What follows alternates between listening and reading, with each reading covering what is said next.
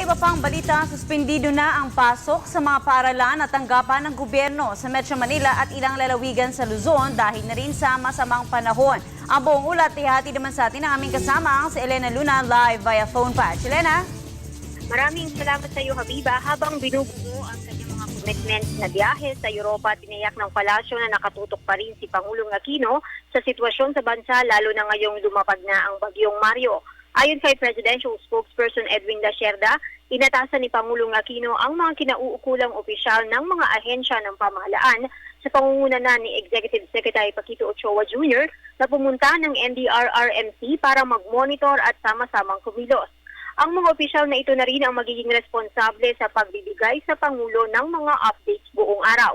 Ayon kay Secretary Lacerda, direktiba ng Pangulo sa NDRRMC na tiyakin ang proactive disaster preparedness.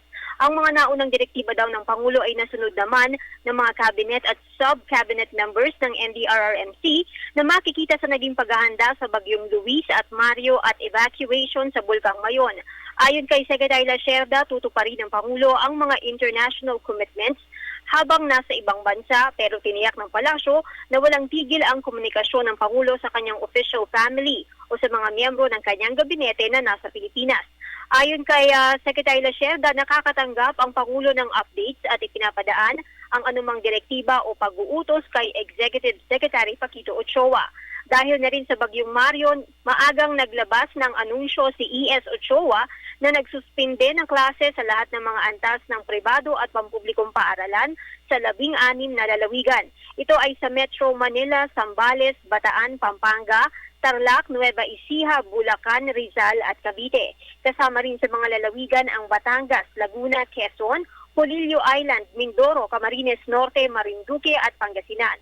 Kasunod ng announcement na ito ang deklarasyon ng palasyo na suspendido na rin kaninang umaga ang trabaho sa gobyerno sa mga nasabi ring mga lalawigan.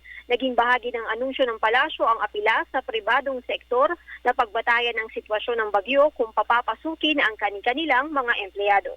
At yan ang ating balita mula dito sa Malacanang. Ako si Elena Luna para sa Telebisyon ng Bayan.